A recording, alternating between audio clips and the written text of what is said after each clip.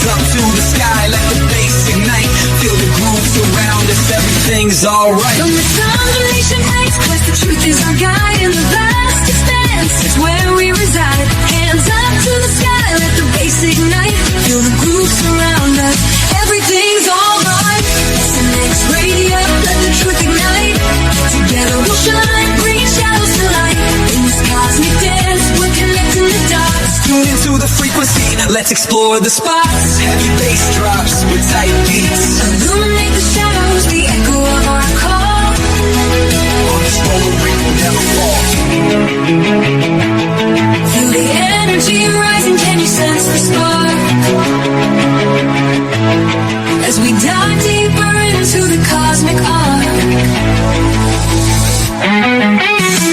Stories of the universe, mysteries unfold. In the heart of SNX, where the truth is gold. Every note we play, every line we write, crafting our legacy, shining ever bright.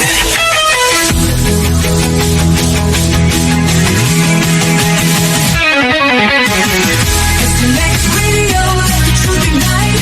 Together we'll shine, bringing shadows to light. In this cosmic dance, we're connecting the dots. Tune into the frequency, let's explore the spot. Here in the spotlight, we're taking our turn. With the fire in our hearts, let the passion burn. SNX radio's call, ringing through the air. Together we rise, together we dare. So join us now, let the rhythm flow. With SNX radio, we're ready to go. Unraveling the mystery side by side, we stand hand in hand. In this dance of truth, let the story expand.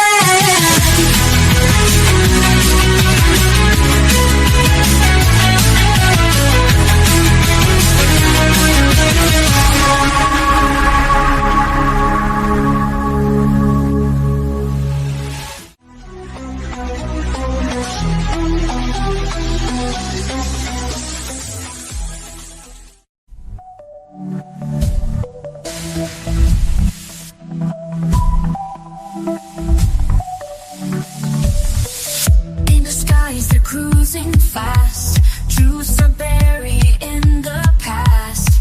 Lights are blinking through the night. Secrets hidden out of sight.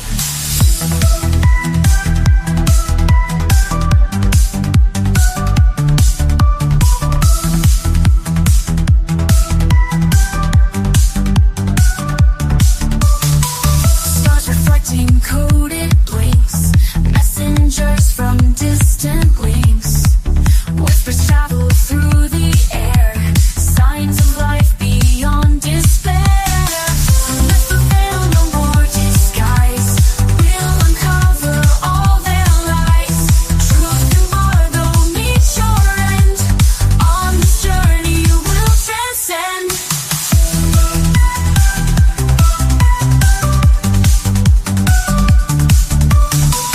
Mysteries in cosmic dust. Unveil secrets we can trust.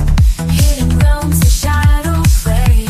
Night gets brighter every day. Voices from the great unknown. Echoes of a world they've shown. Across galaxies they roam. We're not in this fight alone. Lift the veil, no more disguise. We'll uncover all their lies. Truth embargo meets your end. On this journey we'll transcend.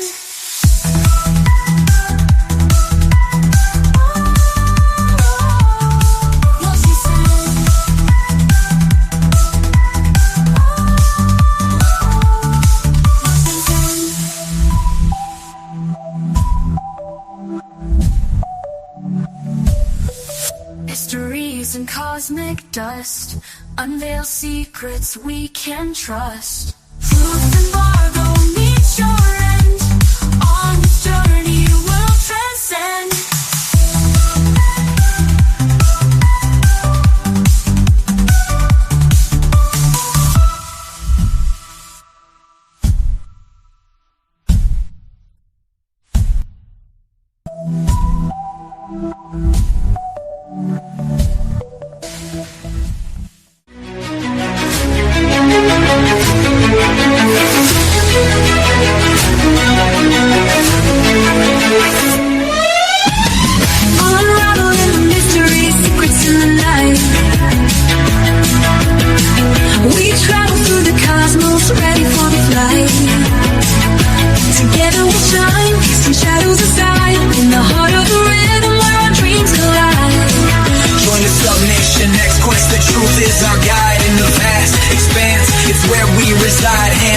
into the sky, let the bass ignite.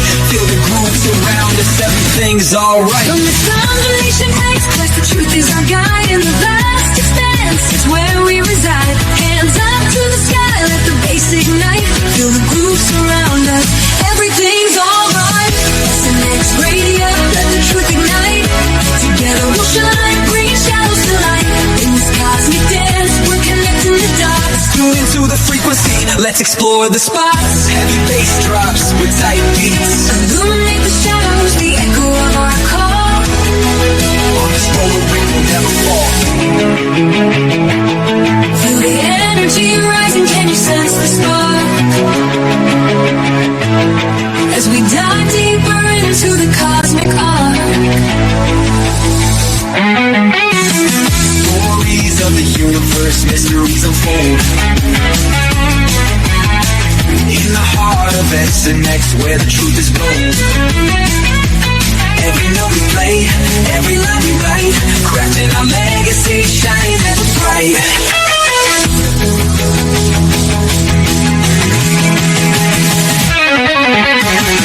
SNX Radio, let the truth ignite.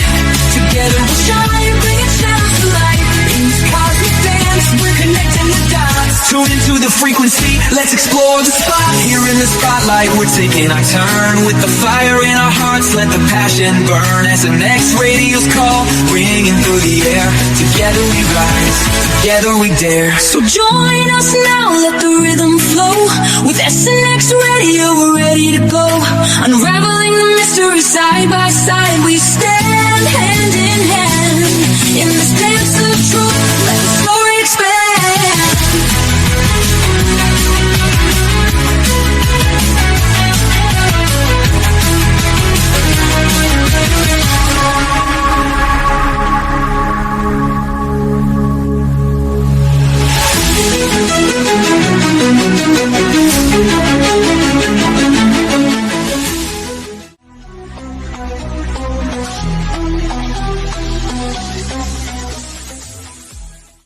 Drifting we roam, finding our place in the vastness we call home. With courage and wonder we reach for the light, guided by visions that illuminate the night. Mystery cloaked in the vast unknown, truth undiscovered seeds we sow. In the starlit wonder we seek the key to unlock the secrets of our galaxy.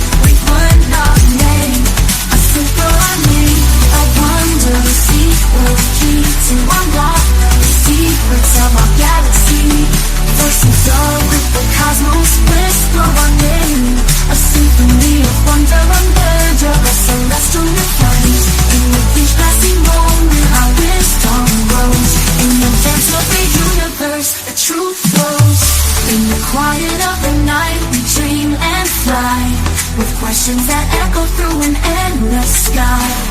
Bound by the stars, our story unfolds. In the universe, our destinies are told.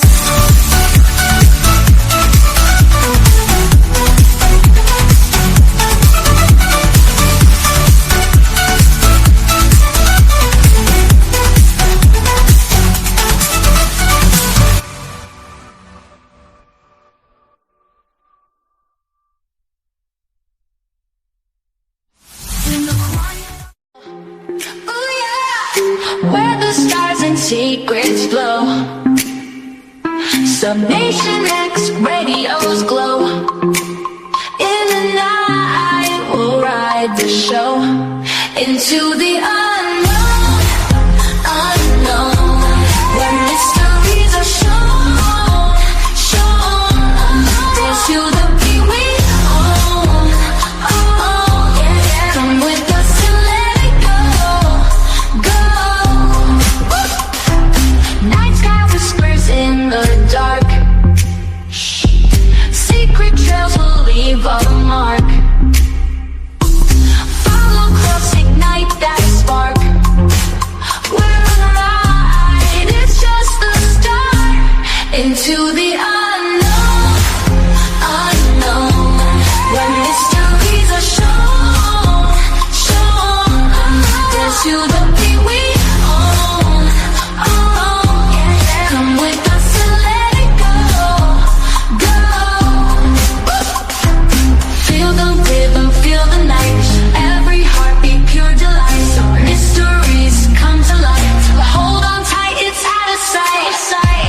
Into the unknown, unknown, where mysteries are shown, shown. Dance to the beat we own, own. Come with us and let it go, go.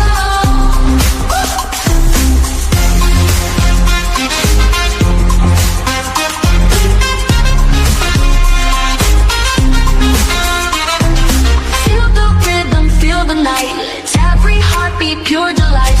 Mysteries come to light. Hold on tight, it's out of sight. Into the unknown, unknown, where mysteries are shown, shown. Dance to the beat we own, own.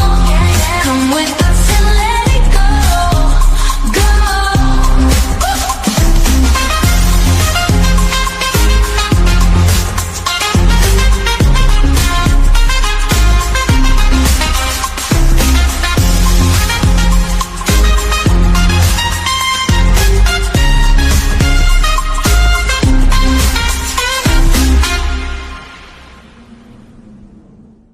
Look at you be poppin'.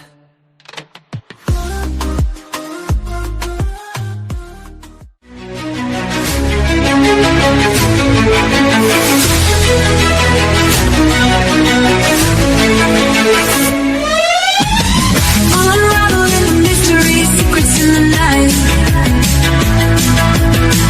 We travel through the cosmos, ready for the flight. Together we'll shine, some shadows aside. In the heart of the rhythm where our dreams collide. Join the Subnation X quest, the truth is our guide. In the vast expanse, it's where we reside. Hands up to the sky, let the bass ignite. Feel the grooves around us, everything's alright. From the Subnation X quest, the truth is our guide. In the vast expanse, it's where we reside. Hands up to the sky, let the bass ignite. Feel the grooves surround us, everything's alright. SNX radio, let the truth ignite. Together we'll shine, bringing shadows to light.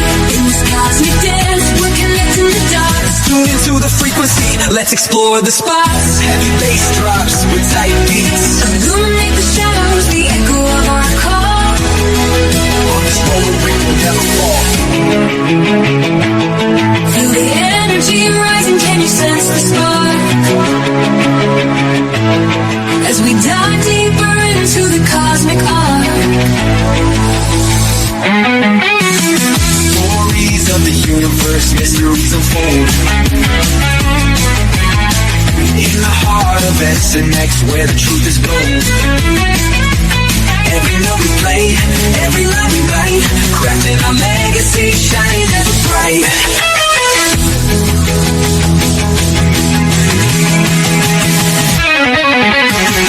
It's the next radio, let the truth ignite. Together we'll shine, bringing shadows to light. In this cosmic dance, we're connecting the dots. Tune into the frequency, let's explore the spot. Here in the spotlight, we're taking our turn. With the fire in our hearts, let the passion burn. As the next radio's call, ringing through the air. Together we rise, together we dare. So join us now, let the rhythm flow. With SNX Radio, we're ready to go. Unraveling the mystery side by side, we stand hand in hand. In this dance of truth, let the story expand.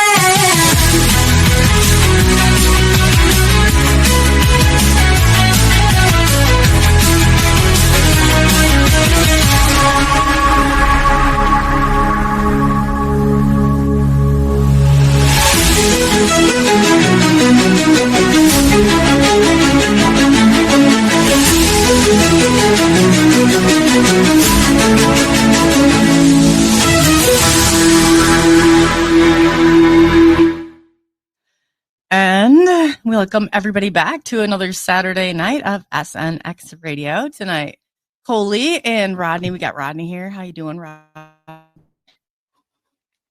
Hanging in there? Do you have audio? Rodney? Can you hear me?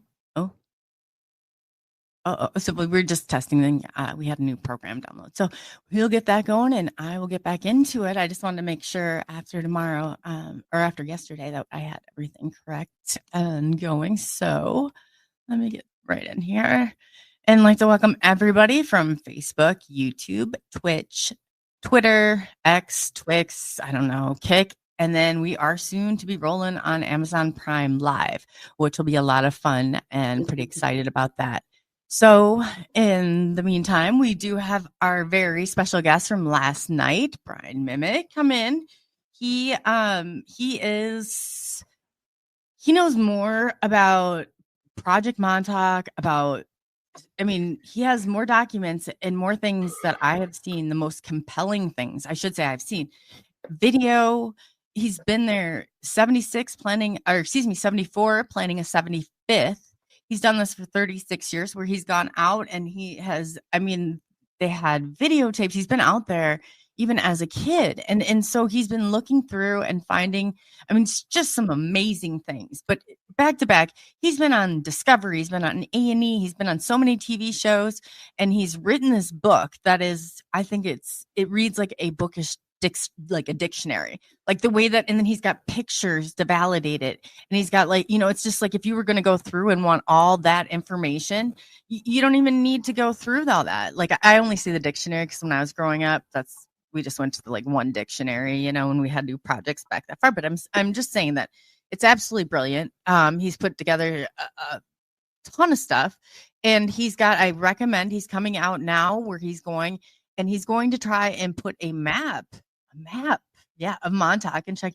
This is unbelievably amazing. So this is part 2. We want to welcome everybody. And then just before, let me see. I think I got Rodney up here. I'm just want to go through our chat. And then, you know what? I know that Brian, he's so cool too. And he's in the chat. You'll see his name. So Brian, can we just add you on the stage? No. So and then let's just get this done. I think he likes to do this stuff. Hi, Brian. Hey, do you like to go through the chat too, don't you? Yeah, I like to go in other people's shows in the chat and chat away all the time. Okay, I was gonna start introducing the people in chat or talking to the people, but I know that you're in there, and to let them know which is you and which is not. But we had a lot of people here yesterday, and they were asking questions. And like I said, anytime StreamYard does any improvements, it does just not automatically an improvement. It takes a awesome minute, but yeah. So I'm going to go, and like I said, Brian's in there, and Rodney, I know he's in there too. So we're just gonna go through too. I'll go through Holly Rodman. Hello, girl. Hey, you. Little Cam, 51. Nice to meet you. Glad you came. Thank you for the support. And then I have little Cam. I don't know. I see some of these acronyms, like sometimes I'll mess up on them, but welcome and thank you to the show. We appreciate your support. I see Rodney in there in the star. He's got an amazing group. He should tell you, I'm Growing sure, so fast. tell you about it. So yeah, Polly, I love Polly. Scott Rosin. Oh, he made it. That's awesome. And Brian, Montauk is strange. So I put it up there. I'm gonna see if since you're in there, if I can just pin it, maybe. But I'm not making any promises. Not just No worries. but That's yeah, cool. yeah, Thank it's you. not quite letting me do it, but I'll try in a second. And we have, Scott Rosin. He's great. Scott, I have a good story to tell you about today, and I will once we get in here. Let's see if I missed anybody in the initial chat. I don't think that I did. If I did, oh, we got Cassidy Lundgren. Oh, welcome. Yeah, I think we got down there. So if I missed anybody, believe me, I'll catch you. Don't worry. We'll get you on there and get around. But I just wanted to say, and I'm sorry, Brian, I didn't mean to pick you up for all this, but I know you love this is going fun. through. So if any of that chat, when I'm done, like let us know, because I know you like going through it. And if you see any of your people on there, please, by all means. But Definitely. I get a the little greatest thing distracted. happened in my life today, and the worst thing happened in my life today. And I just wanted to say something because this story is, I'll keep it like to 2 minutes. Take your I time. was walking, I got lost. I'm in the middle of nowhere at farms. Like I totally was walking in the wrong direction, but waiting for my friend. She couldn't find me. My phone dies. And I thought I was stuck in the middle of nowhere and that I would miss a show tonight because I didn't even have a phone. And then it's like starting. So some nice people, and their names were David and Susan. And they took me to their daughters. They invited me in even to have like a baby shower with them, or if I wanted any food or anything. They took me to the car. I mean, they were the greatest people in the world. I was about ready to have a heart attack. I looked on, and the nearest Uber or Lyft was a $200 one, and I was like, I'm walking. It didn't matter how I was getting there, and legitimately, they came, and I said, you know what? If you watch the show tonight, and I hope they are, I said, I'm going on there, and I'm going to tell you, thank you so much from the bottom of my heart, because I didn't know what I was going to do. And all I wanted to do was get back here for Brian. So the show, and I was like, I can't cancel. So we're here. We're good. Yep, we're good. We're okay. So I won't take up any more of your time, Brian. No, that's fine. I love hearing about, all these things. Sorry that you had to go through all that and get but I mean, they sounded like nice people. Yeah, I would have trained, plane, automobiled it. I was no worries. The show must go on. Yeah. Yes, let's move on. Indeed. So let's get back into this, Brian. I know there was a few things that you came and you're like, okay, I want to clear up a few of these things. Do you want to start there? Yeah. Or where would you like to start? I could start there. Yeah, definitely. Because yesterday there was, we talked about the underwater Navy base, or the tunnels rather, that might be underwater. And when you said it, I actually thought you said about the water. You were asking me about the water tunnels, like water filtration and ingoing, outgoing, sewage. But I know what you mean, because people have been asking me about that a lot lately, actually. And there is no data. It's very hard to even find historical facts, documentation that this was a submarine base as well as a torpedo base where they built and tested what they call torpedoes and mines, were the same thing back then. Mm-hmm. But yeah, like you would imagine, and they had a big testing range, but there was a place where submarines, I found documentation, not only of the name submarine base, but a place where submarines can dock, temporarily. We also found underground structures there that were like, near the surface of the water, but there were long tunnels and some buildings. Do you think you got from Plum Island over to Montauk? The first submarine base in the U.S. was right across from Montauk, across the Long Island Sound. Yeah, and actually across the bay, Gardiner's Bay, because there's those two peninsulas at the end of Long Island. Yeah, in between them is a big bay. So how close? I mean, like, would you say foot wide is Plum Island and Montauk? They're probably miles. I mean, they're, well, let's see. I'd say like 20 miles out to sea north, but to drive on Long Island is like driving normally, except it's really long, but once you get out east, which is like a whole nother land with the water all in between everything, you literally, like, there's those two peninsulas. You have to go all the way around. So when you go to Montauk, you have to go all the way back and then double back the same way. What if you were to get there from under the ocean? if you take a ferry straight to, there's a special ferry at the other top peninsula to go to Plum Island, and you have to go through a security checkpoint to even get on the ferry. You have to That's have what I'm wondering if there's not one below connecting the two. That's what that whole rumor and legend about the underground base under the Navy base is supposed to be, this underground submarine base, underwater submarine base that's deep under there. So the crazy thing is, if you look on old Google Earth images of Fort Pond Bay, which is where this submarine base was, you can see like different years when the water is still and you can see through the water. You can see this, what looks like a giant pipe, like the top of an entrance, like on a slight angle. So you see like, it looks like there's a pipe and you're looking down on it, and it's massive. Like, 2 submarines or 3 could go through this thing like side by side.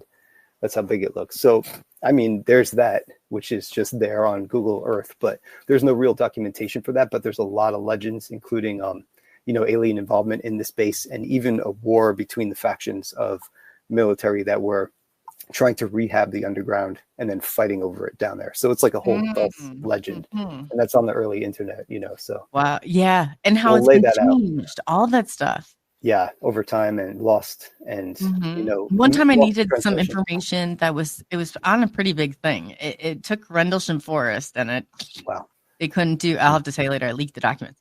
So anyway, that like there's, it's just absolutely crazy. It really is, like how they do this. Some of those AI videos, those ones that are like really redundant, never get to the point. They'll they'll go on a topic and you try to find out, like, they don't get to that point you're looking for in it. But sometimes if you watch them, and it takes like a lot to watch them, honestly, I usually have to bail out.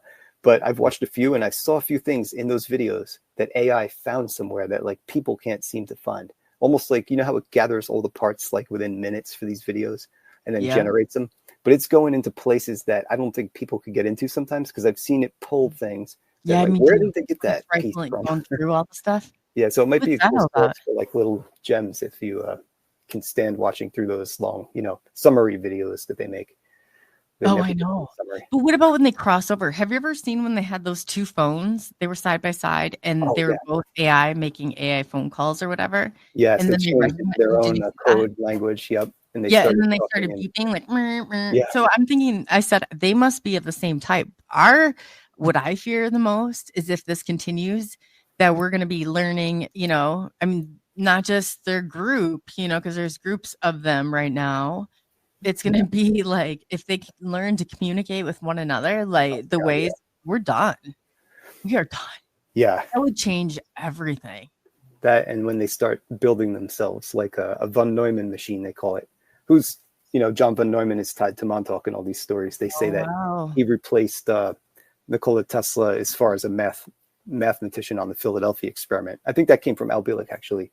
But, John von Neumann was heavily involved in Montauk, and so I found that interesting. But yeah, those von Neumann machines are like replicating machines. So it's like they'll first try to find the materials and then 3D print themselves, make copies of themselves.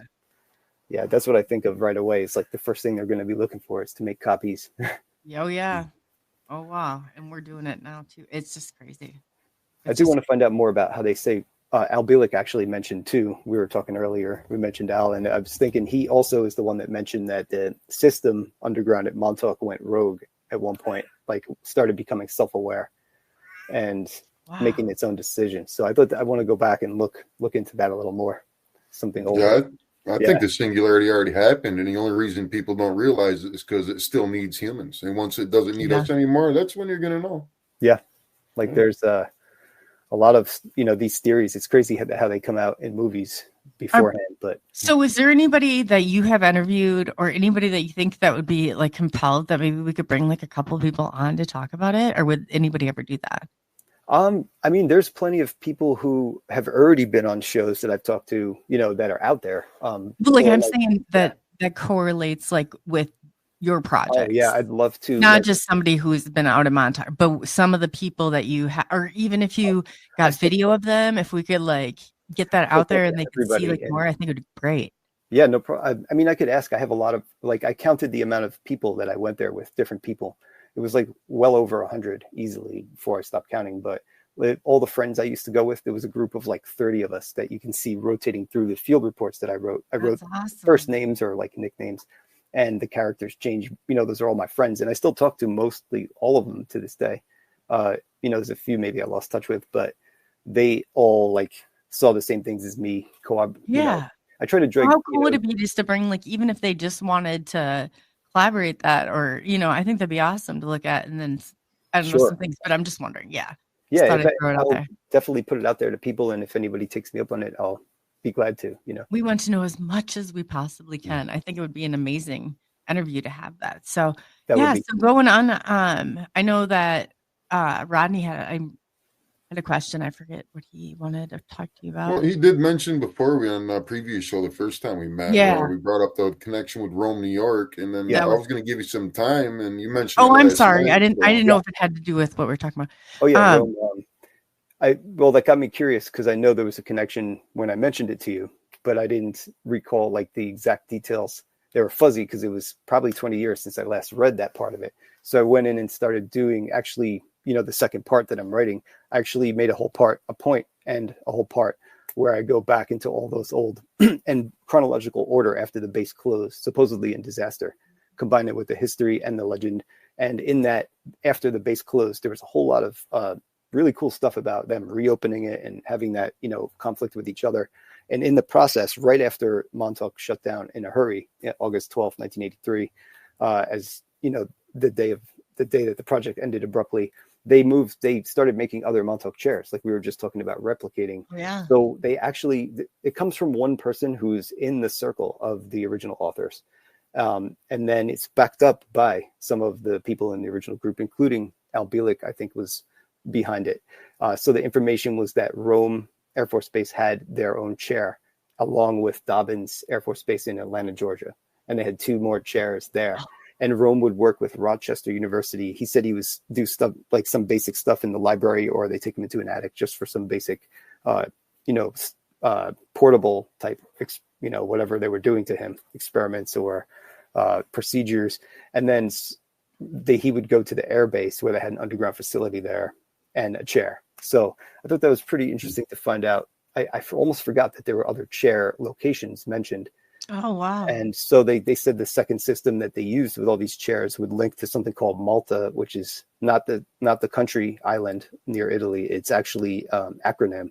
It's like Montauk, Alsace Lorraine Mountain Time Archives. It's the mountain range. Alsace Lorraine. It's like between Germany and France somewhere. So there's supposedly a time. I'm so glad somebody else does. Of all the places that they used the chair to go to. It was very interesting, and then there was all the problems of time travel that started coming into it. So I stopped for now, coming back. I know somebody that has some pretty deep information on it if you ever want to know. Oh yeah, definitely. And like big scientist. Yeah. Sure. Yeah, I do. I've been taking it slow and like I said, a lot of these people that did give me info just want to stay anonymous, or they're people that I know on like something simple, like we'll just talk to on like Instagram or Facebook that I just met, bought the book, and we're talking about it, thanking them, and then they send me a document, or they send me pictures or a story of their last trip there and what they saw. So it's compiling all those stories in like a lesser kind of, but people that have a bigger impact or like more to say or a more direct involvement, I would definitely consider to come and talk. I guess not everybody wants to talk about it though. I noticed over the years. So. Well, maybe with this Whistleblowers Protection Act, it'll bring more people forward too. That's what I thought too. That's exactly what I thought, Rodney. Sometimes when you go and you start to go big, and then like helping you, like I'd love to help put some of that in and put you in contact, because I think you're especially if you're gonna release that, you need to be out there. And I really feel like you're the one. Like I've never seen anybody. Talk to anybody, and I talk to a lot of people that are as knowledgeable as Brian, and you don't even have to ask him like for a resource. He quotes those too, and I'm like, oh my god, where it's like you got this so down, like, and I've heard it, and I would have sensed, and it's always the same, the right people, the same people, and I always have questions I'll go back to, but so there's 2 of these potentially. Yeah. So where do they think? Do you have any info on where the second, or where did they? The other the third one or the first ones they think is down like 4 layers, right? Well, they said, the original chair in Montauk, I guess, was abandoned when everything else was, and maybe damaged in some way, and maybe left there because, from what I understand, the place was cleared out, and then it was kind of empty for a little while, totally empty. Yeah, but you found food, right? Receipts and things. Yeah, so that's like part of it. When they came back in 1987, they supposedly started rehabbing the underground, and somebody had information. It was actually the Navy that was pumping out the tunnels, so that we're like accusing certain branches of being there. Not necessarily, but this is exactly what those writings said on the early internet, coming from people. I say who they came from, and I kind of paraphrase some of it even just to keep it exact. But yeah, so far I had one in Rome and Atlanta that I found, but there may be additional stuff from back then that I still haven't found, naming more like third or fourth location. I don't know. But those two. Do they think they're in these types of locations underground, or they think like... So they said they moved the Georgia facility back to Montauk once it was refurbished, and so I guess that was a temporary facility. At that, they were all at Air Force bases, so it was like Montauk and then Dobbins. Have they switched to the Navy, or are they still with the? So that was the battle that they supposedly had, was between the Navy and the Air Force. And what's interesting is in the real estate records, they actually transfer in 1983 all this property where that bunker is when I went into as a kid and we found the big hole in the floor. Yeah. They transferred that whole area to the Navy. And then what do? They like 2 years later. That's what is in the black budget. That's how they worked. Yeah. It might be that they were actually, now they have property butting up next to each other. Also, they built this thing that in the book, there's a Delta T antenna. It's supposed to mean Delta means change. They needed the Navy because of, how they were releasing those files. So they needed like that Navy in there and out there doing those like things so they could encounter like what was going on. Do you think? I don't know. That's what I see. But when we started cracking codes, we started to know the shift. It did go back to the Army, but there was a period it was like all Navy. It was weird. Yeah. It's interesting how they have so many branches of the military there over the years in that area. Yeah. But they built this thing that in the book is called the Delta T. It's supposed to be like it's part of the time travel aspect. It looks like a D8 dice from Dungeons and Dragons. It's like an 8-sided shape.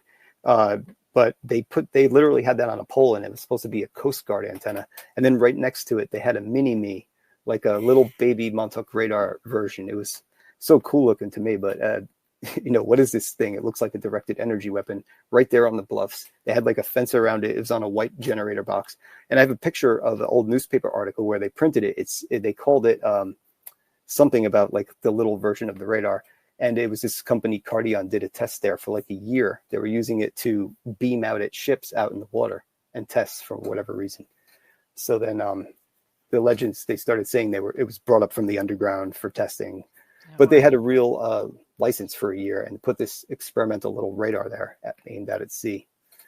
So that was really interesting. That all happened around the same time. So it was interesting reading those old legends, but then you see like some actual history. How much they come into play. Yeah. Yeah. Very cool. So I wonder myself. Yeah. In talking about what I said before, I said, there's a way, and at a certain point, like Rodney made a really good point that, the more you speak out, the more this stuff gets out there. It's going to be way safer for you because you got to be careful too, because you're bringing forth like these maps and this stuff. But I think like you're probably one of the most courageous people in the world. Is there anybody like around you that does, will come in and like help you, like, or do you get teams together that you're able to go out there? Yeah, I have, I've collaborated with a whole bunch of different people and channels, and I've stayed friends with almost everybody, people we've given tour to, people, other channels that we go there with. I have a couple buddies that we go with all the time, and new people I'm meeting all the time. So I talk to a lot of people. Also, this area is one of the most densely packed places in the country, population density. It's like 1,600 people per square mile, even out in the rural areas. Oh, wow. Somehow, I don't know how we jam all these people together so close, but so there's always people around. And when you go out to a place like Montauk, of course, there's not. But yeah, I stay talking to people, and if there's somebody official that I feel like I could ask for permission, or if they have an issue, I'll ask them directly. Is this okay with you at this point? I've been doing this my whole life, but if it's a huge problem to you, then I don't have to go like in this area, or I have so many other My things to friend look can into. come. I'd always have a backup. Ready Just to try to go. disarm people right away Yeah. with my intent. And if that doesn't work, then I mean, I've been doing this for so long. I would be surprised that I wouldn't get a warning. And if I did, I guess I didn't get the message, or I was naive enough to not even see it or something. I don't know. I wonder if I have so many ideas. I think that's it's wonderful, okay. but continue. Like, so you found an area where they possibly have another one of these. What is their characteristics? Are they above ground, underground, or how do they go ahead and go about doing all that? You mean the tunnel, the system, the base under The there? chair. Oh, the chairs. Yeah. Yeah. Well, from what I understand, it was like a pretty simple. Actually, the chair itself wasn't anything special, but it was the circuit, the way they wrapped like all the copper wire, and there were some other components, obviously like crystals. So that brought into it. That brought a whole nother layer of stuff that we don't quite understand, but having to do with electricity and probably radio frequency, because like in every remote control car or remote control anything, there's a small like crystal. Yeah. So if you think about that, it's kind of similar. Like they could have been utilizing crystals in that manner. Who knows what they were doing? Because there's a lot of radio frequency talk about in all these experiments.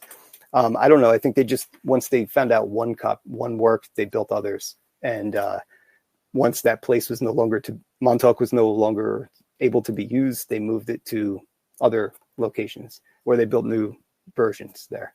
And who knows? I'm sure they may have built many more, or they may have upgraded to a whole new way of doing things where they don't need, because there's a lot of different things. Like there was Looking Glass first, they tied that into Montauk, but who knows where that goes. But there was also after, there was the talk of Stargate we were talking about before. So that was like a portal that you would walk through, kind of like the movie itself. And that was also mentioned in the Montauk lore and legend and the first book series. Okay, the part where the black stuff comes, whatever it is that they're getting that. Okay, I don't know what to call it. The black matter. I don't know what, but you know what I'm talking about. Yeah, that coming up and them summoning them, and then also that kid who was stuck there and he was like affecting the electricity. Like, are parts of that true or? Yeah, you asked me. Did you see it in the story? Because I always wondered where those parts kind of connected. Yeah, I think that I meant to answer that yesterday. That was another thing I wanted to go back on, because I think the best way, like the upside down and the black goo, that's like almost represents nanomachines, because they can look like black liquid, but they're like thousands of little shape-shifting computers. But also the part about, the whole around us at all times, like the ether or the aether that is around us. It's like another dimension is right here with us at this moment, but you can't interact with it. You can't perceive it. You can't touch it. You can't see it. You know what I mean? And so, but that is kind of like the upside down. It's this dimension that's right there with us, but it's another dimension. So, right. I think that's part of the whole interdimensional aspect of this story in general, that there is this invisible landscape or this, invisible world right here with us. And I think that's really cool, because when they climb through the tree, there's some of those trees at Montauk, actually, at Camp Hero. Oh, wow. That, Nancy Wheeler, I think, climbs out of the base of the tree where there's like a bunch of black goo and into the upside down of Stranger Things. And we saw those kind of trees out there at Camp Hero. We were like, this is perfect. Go climbing right through it. Tempting. Wow. No, I mean, that's very, very close to some of the theories. And also it would explain a lot of things if that was the case. But I think that's where it plays in. And some other things people were talking about is the end of Stranger Things. They foreshadowed the 5-headed Hydra. It's more of a Tiamat, they think it is, from Dungeons and Dragons, like the 5-headed dragon kind of thing. So I think I did see it in the shadow in the sky. So I don't quite know where that plays into everything yet, but we'll see as the show comes out. I thought they would be out by now, but I'm glad that they didn't. Yeah, I think it's the end of the year. New Year's Eve is like the finale or something. It's going to be good. I'm going to be But I always wondered, I was like, because anytime I've gone in and dove into Montauk, I don't understand. And I see when I was growing up, I had something really weird happen with an MRI, a bunch of magnets, and like some of the same similarities that are going through there with the. So that's why I'm so curious, like what were they putting them under down there? Like what kind of testing? Because that's what I heard. It was more like that type of magnetic testing, or I don't know, but that's kind of my understanding of it. That's interesting because MRI could have definitely been a component of the chair itself. Magnetic resonance imaging. I mean, they use Tesla measurements. They're called Teslas, which is kind of cool because he invented the little. I think it's MRIs that use Teslas, not X-rays. But anyway, I know other people who actually felt MRIs. Even Danielle too. You know who else? Tony Rodriguez. He talks about the MRIs. Okay, yeah. There's some certain people that could feel the swirling globes of energy, of magnetism and electromagnetism around them. Tell you about I'll definitely DM you after this and tell you about it. Okay, cool. Yeah, that's interesting. And yeah, they probably were using in that chair, especially all kinds of different waveforms and frequencies. You know, it's a good guess. MRI would be and plus we were starting that technology, or we already had it, or it was close. So I could see them trying to use that. It's a great idea. Well, you know, the government has it far before we get it anyway, and it's government anyway. So it probably was out there prior to, who knows? Nobody's ever said that before, actually. So that's pretty interesting because nobody really dives into exactly how the chair works.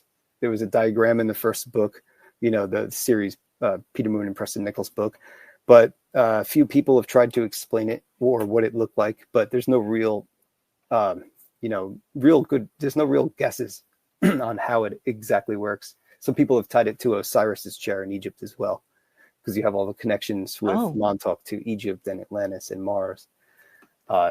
That's part of deep Montauk lore. But it's very interesting, though. Some of those things you could find, some ties to also. It starts taking you down that path. But I thought it was interesting because Osiris's chair was something similar where he would sit in it and travel time and space.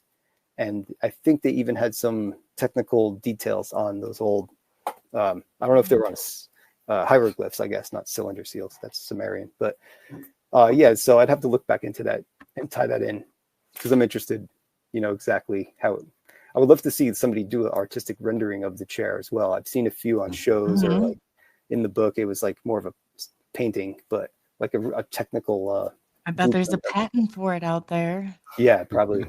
And all those little components individually probably have patents. I'm going to ask Jesse Marcel since he knows so much about that. And I'll see if I can find out. Yeah, I forgot how many awesome connections you guys have, and you could probably find out so many things. Yeah, so if I see somebody and I'm listening, like, if you want me to, no, I got the name. Because I work on experts. You're my Montauk expert. Wow. So I'll go, and then when people do that, so I'll be like, okay, this person. So that's how I don't know, my brain works. But yeah, no, definitely. Yeah, I didn't really mean to. I'm going to drop on you. I'm a collector of stuff, so I guess just ended up that way. Plus, I do have a magnet pulling me to that place. Obviously, I like it a lot. So I wonder if Magnetic is. I wonder if he's in here. He could probably help you generate. Like, I'm telling you, he would probably help you. Maybe help you in a way that would, some of the things that you take in there. Yeah, and that he's able to do. But definitely, I think just getting down to the layers. Like, what if you had something that, went all the way down? I mean, what kind of equipment do you take out there with you? I would love to. I take everything I've bought. Like, I've made my own versions of different things, like with filters for cameras, like to see ultraviolet or infrared to record, awesome. Like old floppy disk filter or like exposed black and white film negative. You can block out different lights, and then like spotlights in the same way, like infrared spotlights, just things like that. We made our own. We use a theremin sometimes for paranormal stuff. Just instead of because a theremin circuit is a REM pod. So instead of a blinking light, it's the instrument you could like play with two antennas and you go woo. Anyway, that's what a REM pod is made of. So we're like, let's just use the music instead in there. I have the best ghost hunting equipment in the entire world. I have one piece that I've seen. This thing it's a Portal Wonderbox that I got for Stephen Huff, but I don't even think they make them anymore. They put crystals all on the inside, and then you ITC feed like backwards into them, and these things take out all the white noise, and you get sentences, and you can take sentences back and forth and manipulate. It's crazy. Wow. You should take it out there. I would send it to you so you could. Oh my God, I would love to. I mean, one of our people, we gave it to our subscriber friend. They sent us dicyanin goggles from the Museum of Tarot, like the really nice legit, like the glasses, the dye that you can't get. So like 2 pairs of those, and then I the want clip-on one of for the phone. those. Nice. Yeah. Yeah, I have a couple of trail cams that leave out at Montauk sometimes. Just usually get deer and stuff like that, and some other animals. And we did see a small fox there recently, so I'd like to put them back. But I have underwater cameras that I stick into the radar elevator shaft, or like the ocean. That's when the tide comes up and gets my boots and stuff wet in the winter, because that, you know, it comes up quick. And then you know, we have all kinds of different gadgets and gear, but a lot of like cheap copies and stuff just to get, you know, certain things we just You don't got need, for, like, a yeah. certain Some of cost. that was way out of. I mean, that's what I did before. It was all in The most spiritual, expensive like, thing and is ghost hunting. So I was like the ghost psionics. I splurged on the one grand extraordinaire. You know, I psionics. was out there, and then like the UFO, and then okay, so it kind of gets back in. But I love that part, though. I really Yeah, do. they're all kind of interrelated, really. You know, all these. Yes. Sure. But Oh, yeah, the should I ask aurora you I before we got. go on break? Yes, On that, since you just said they're all, and because I need somebody to give me an explanation, because sure. I'm I'll almost give it a there. I guess. feel like I can almost do this, but I'm not quite there. So I always ask people, what is your explanation Okay, cool. I love that. For what question? For for anything? the paranormal? Where do the Oh, paranormal and UFOs, yes. where do they cross? I think it's interdimensional crossover, bleed through like layers of reality, and that kind of pass through each other. And I always think of that ball example, like where you pass a 3D ball through a flat piece of paper. Mm-hmm. Like if you started on top, it's just a dot on the 2D world. It's just where the ball touches the paper. But as you push it through, the dot gets bigger and bigger, like a circle on the paper, until it gets to the equator of the ball, which is like the biggest the circle will get. And then as you pull it through the bottom, it gets smaller and smaller, the circle, and you pull it out the bottom, it's like a dot, and then it's gone. So when a 4D object comes through our world, like a 4D sphere or a 4D cube is a, what do they call it? It's in the Marvel movie, Tesseract. Yeah. But that's what they call it. But if you pass it through 3D, you'll see something come into our reality small, get bigger, and then get smaller and leave. And that kind of reminds me of like the way cryptids will come and go, things in the sky like UFOs will come and go, paranormal, apparitions come and go. And all of these things seem to not stick around in our world. So I think there's some kind of bleed through crossover of things that exist right next to us. And it's natural part of the universe that they cross over, and you can see glimpses of them here and there, possibly make them happen and find places where it happens more often, and all those little factors that play in. But I do think it is paranormal, because I mean, it's not normal. It's not a normal event in the day. So, but I think it is part of our world and universe that we. Do you think that, like, so I grew up seeing spirits and talking to them and things like that. So I come from that kind of like perspective. Yeah. And then once you see them, do you think it's like, I always think, is it me recreating? Because, telekinesis, when you're holding on the crystal, you're the one that's controlling it. Like, ultimately, are you like, is this like a creation where they're here and they're, and like, Yeah, that's like we already know, is it us doing it? Like, I don't know. I often wonder, but I know that they are attached and I see other people. I'm just wondering if it's a part of us being able to recreate, because they shouldn't still look like that at a certain point, right? They should be energy, not stuck in there, whatever. That's just how we see them, I'm assuming. I have no clue. I mean, have you ever thought about that? Things too. Yeah, I do think they're physical beings here as well. But I think, like you said, creation of reality is like quantum physics. Like, there's possibilities everywhere, but when you look that direction, you're choosing that, that to come to be. So it's like, they even explain it with like particles of light. That's, I guess, where the quantum part comes from. But it's like a series of possibilities. And then when you're choosing to make things, but we're all doing it together. So it's like we're all creating. And it's kind of like this huge tapestry of things happening and things crashing into each other and passing through and everything else. I think it's like chaotic, and there's a whole bunch of stuff going on, kind of. Yeah. That's like my take on it, but we barely. There are no coincidences. I see. Yeah, it's an unknown. I've been looking at the rabbit hole. It goes into the unknown section. But yeah, no, I'm really looking forward into seeing like everything you got going on. You got so many amazing projects and stuff coming up. So on our second hour, we'll get some more questions in, and we'll get to learn some more about. Yeah, there's so much more. So, like I said, it's. Brian is a natural. Brian is seriously a genius on this. And Yeah, we got him here tonight. So we are just at the top of the hour. We are going to take about a 7-minute break, and then we are going to be back to you. Hi, Andrew Rollins. Hi, Scott Rosin. You guys are great. Virgil Kane, I saw you in there. Hello. Beautiful Polly. Andrew Rollins again. Yeah, so I'll go in there. We're just going to cut for break soon. So, and anybody else that I missed, I apologize. I will try and get back to you. But right now, we are going on a little break. And we're going to start that right now. Right. I mean, like right now. We call home with courage and wonder. We reach for the light, guided by visions that illuminate the night. Mystery cloaked in the past unknown. Truth and discovery seeds we sow. In the starlit wonder we seek the key to unlock the secrets of our galaxy.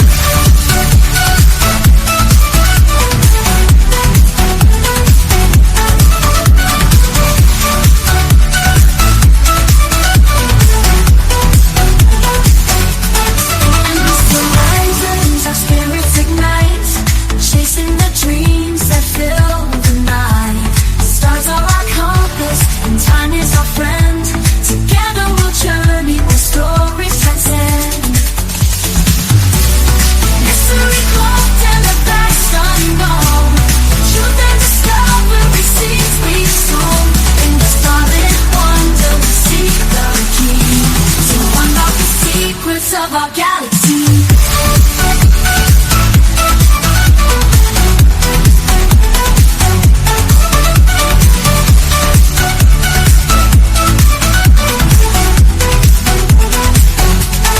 And with the horizons, our spirits ignite, chasing the dreams that fill the night. The stars are our compass, and time is our friend. Together we'll journey where stories transcend. Where the stars and secrets glow, some Nation X radios glow. In the night we'll ride the Look at you be poppin'. Ooh yeah. Where the stars and secrets glow, some Nation X radios glow. In the night we'll ride the show. Into the unknown, unknown, where mysteries are shown, shown. Dance to the beat we own, oh, yeah. Come with us and let it go, go. Night sky whispers in the dark. Secret trails will leave a mark. That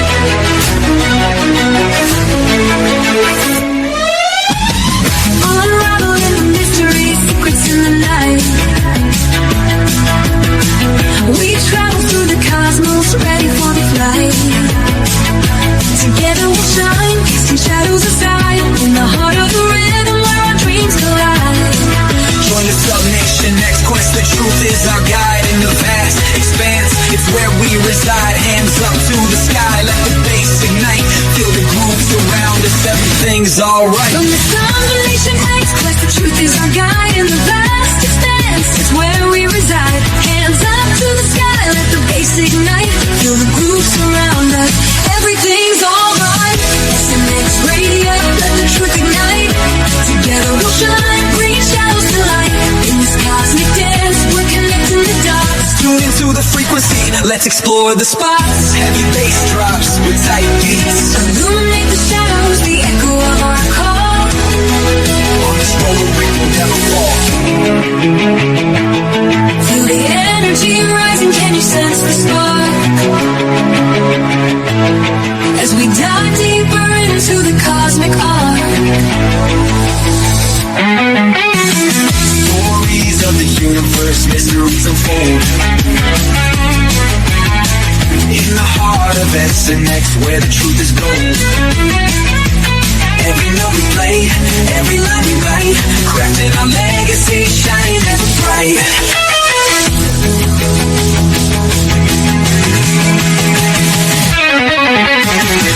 SNX Radio, let the truth ignite. Together we'll shine, bringing shadows to light. In this cosmic dance, we're connecting the dots. Tune into the frequency, let's explore the spot. Here in the spotlight, we're taking our turn. With the fire in our hearts, let the passion burn. SNX Radio's call, ringing through the air. Together we rise, together we dare. So join us now, let the rhythm flow. With SNX Radio, we're ready to go. Unraveling the mystery side by side, we stand hand in hand. In this dance of truth, let the story expand.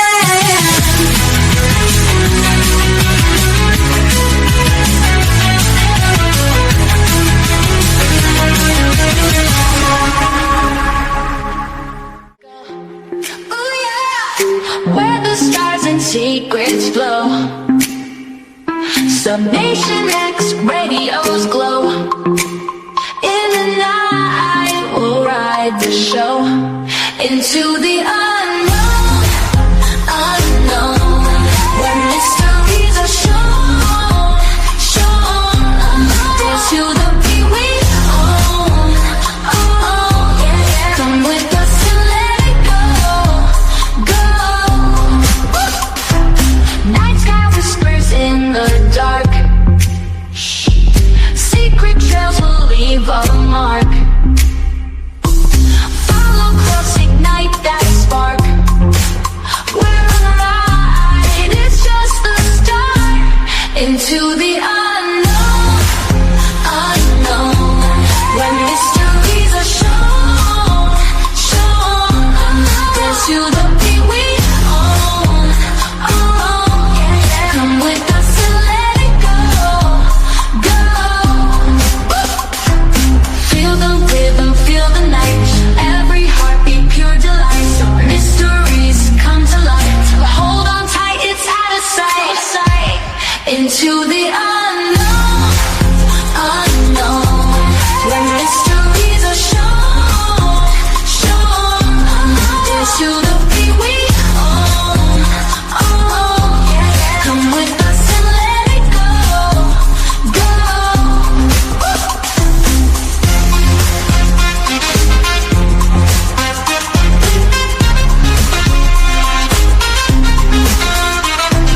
Feel the rhythm, feel the night.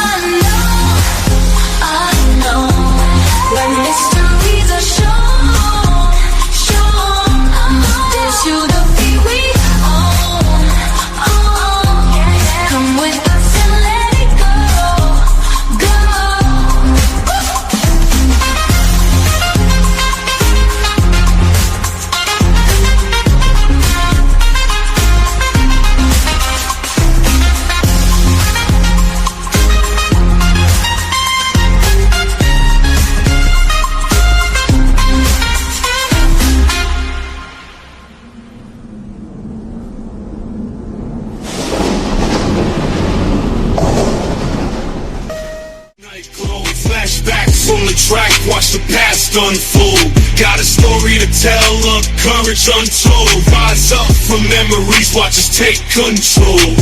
Echoes of yesterday, feed our fight. From shadows to light, we'll take flight. In this race, embrace our might. Hold our dreams, got the future in sight.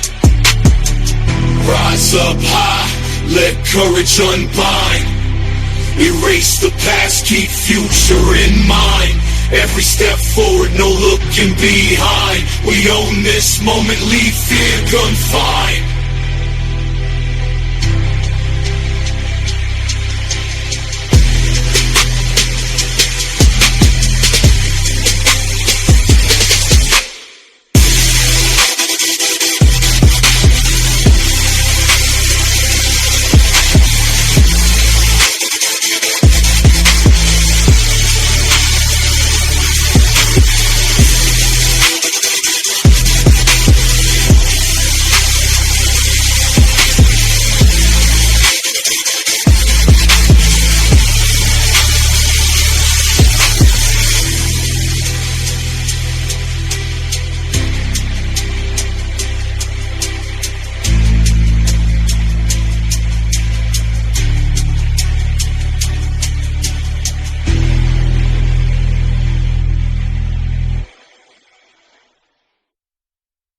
Sparking nights in the dark night glowing. Flashbacks on the track, watch the past unfold. Got a story to tell, a courage untold. Rise up from memories, watch us take control. Echoes of yesterday, feed our fight. From shadows to light, we'll take flight. In this race, embrace our might. Hold our dreams, got the future in sight. Rise up high, let courage unbind. Erase the past, keep future in mind. Every step forward, no looking behind. We own this moment, leave fear confined.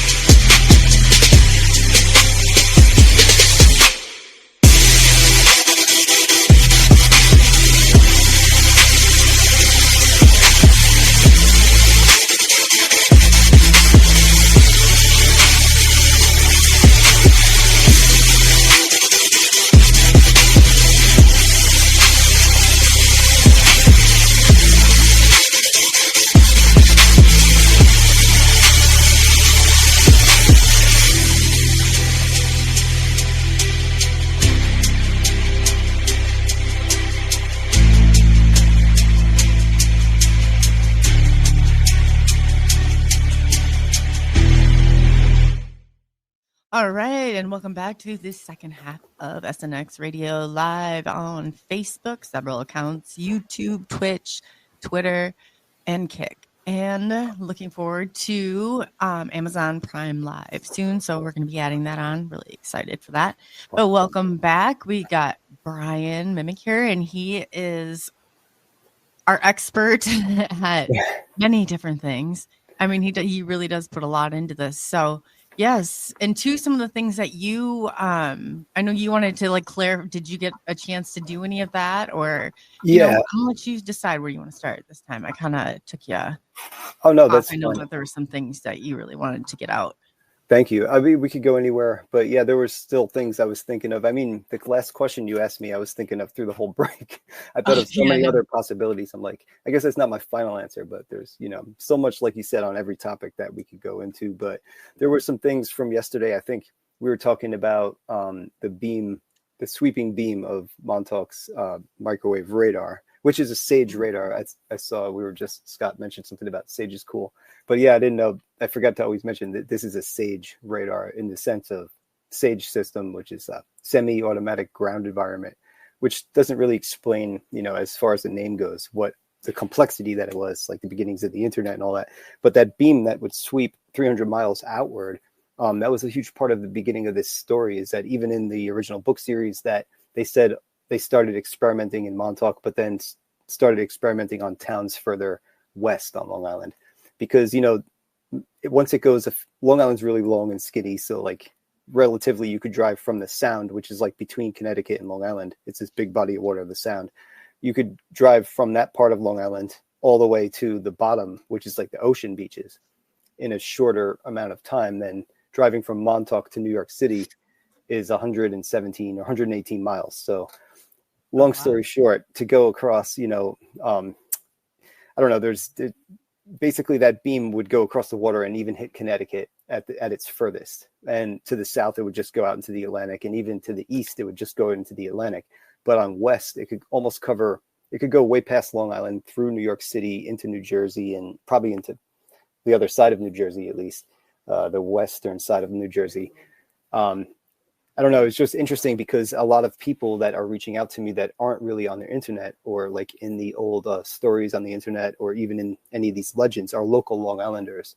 And a lot of them feel like they're involved or have been, something has happened to them because of this, situation at Montauk over the years growing up here. Whatever the case may be, a lot of people that go there feel connected to it. And it's a local thing too, and a lot of that hasn't made the internet. So I try to incorporate as much as that, because there's a lot of people around the world that want to read about this. And there's local stories that need to be incorporated, especially from that time of where it's like when the internet first started, there was very hard to get info. It took a while for the internet to fill up with this info that we're looking for.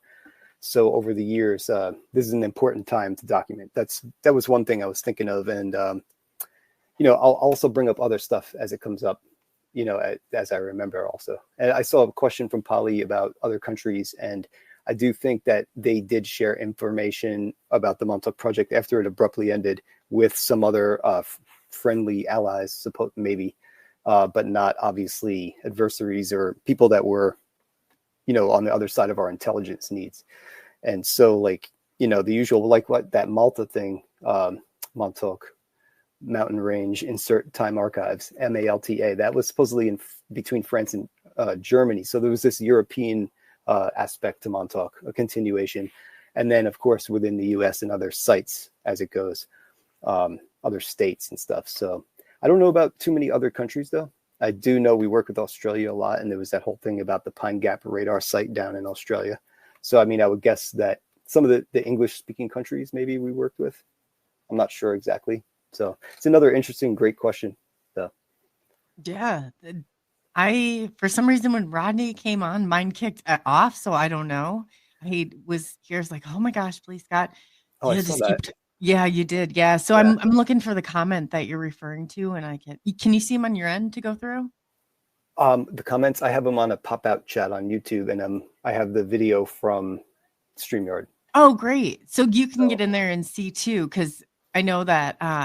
Yeah, that's when I saw the comment I was in the chat for a minute during the break. Oh, yeah, I know you like to. Some people do, and I always like make sure that they're on because I'm still adjusting to all of the. Yeah, it's a lot. So I don't want to. I know you like to do it, so I'm like I said even from the start. Yeah, definitely. Can you pin them at all? Yeah, I could probably pin them. Not on your chat though. I don't care if you pin them on yours or if you want to pull them up, or do I have to pull them up? That's what I was just wondering. Oh no, I can't pin them like that because I'm not in the chat on StreamYard. Oh, okay. I'm on the YouTube chat. Well, if you do need something, or just let me go in. Yeah, we'll get it taken care of. But that's awesome. No worries. Thank you. I appreciate everything you did here already, and what you're doing with this. All of this streaming in different places is very complicated, and I give you props for being so good at it because I'm very simple with mine. I'm just uploading videos, and that's about it. I have only done one live. It was a test, so I still have yet to do lives, and just the possibilities of that at Montauk are going to be awesome.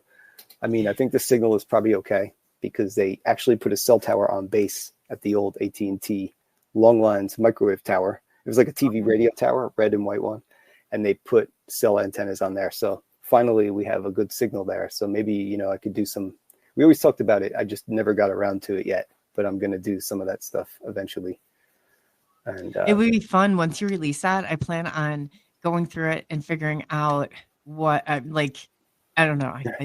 Where like a lot of the stuff we talked about, you'll probably see. And I like on the older videos, I tried to cover all the ground of Camp Hero, and me and Danielle started off doing it a while ago, but as we had guests and stuff, we started going into the radar area more. But I'm going to continue up anywhere we left off and just have it all at least documented. So we walk like all the grounds. And I don't expect people to go and find those all and piece them together. But then now that when I have all those pieces, I can make I plan on doing a lot more editing because I love to edit. So I want to attach clips so you can see everywhere on base or every bunker door, just have an interactive kind of thing where do you love to go through and then label them on briefly on what they were, what they did? I have folders, but labeling the names of things, I'm terrible. I learned that's the names. That's the first thing I was thinking I was going to do when I got it. So I was kind of trying to trick you into doing that for me, but no, I didn't. I mean, I could label stuff for you. When I do it for somebody else, it's no problem. But when it's my own stuff, I have piles of JPEGs and things. Just they're all untitled or oh my gosh, I have papers, even rib papers, even papers it's a mess. Yeah. I make a mess when I do this, and then I'll clean up later, But the time you throw out one thing, that's then you go looking for it and you can't find it. So. I know. This is why I have to have 20,000 screenshots of things when I continuously do that. That's my thing, and I'm because they're changing everything. And if I want to go back and I want to look what this is originally all about, you got to go back there. They change everything on the internet. Yeah, that's so true. And sometimes I do it just to remember, a name or something, keep it current. And then I'll put all those in. Once I start making a video, I'll make a folder, and everything I find along the way that's related, I'll start throwing them in. And then I get down to the parts where I can't, I know I have to include certain pieces and I just don't know where they are. So I'll waste an hour looking for these things, typing all different names and trying to find them. But still my own worst enemy with that part, organization. I gotta get. Well, I would volunteer a couple hours of my day to help put it together if you want to do something like that. I'm not interested. I do want to do more and more stuff to package up this stuff and maybe give it to people so they can look through it at their own. I presented it in a book, but I jammed a bunch of pictures I put so many pictures in. One image page is one charge. So I actually had a whole bunch jammed in onto each page. But I mean, a big color version, you can see all the details and everything. You could zoom on your computer. You could have a little welcome. I mean, you could do a lot with this. I really do. I see you doing a lot with this. Yeah, I definitely want to do some kind of map too. That's, you could click on and see what's there. Kind of like the old Google Maps. Yeah, no, after this, I'll DM you some people that. Okay, cool. Yeah, because I used to build websites, but everything has changed and it's too much. I'd rather just have, work with somebody that is because everything changes so fast too. I've been out of it for a while, so I wouldn't even want to. It would be a headache to do that and try to build the website. But I do want to put I have a bunch of audio files, like I was telling you. Some of those, I want to put them up like an audio library for people to listen to. Because your next one, you call this book Archives of? Is that what you're? It's like Montauk is Strange, the Archives. Yes. And then 36 years, like the tagline. But this will be the other half of this, so it'll be. It'll be much different, but it'll have some similarities.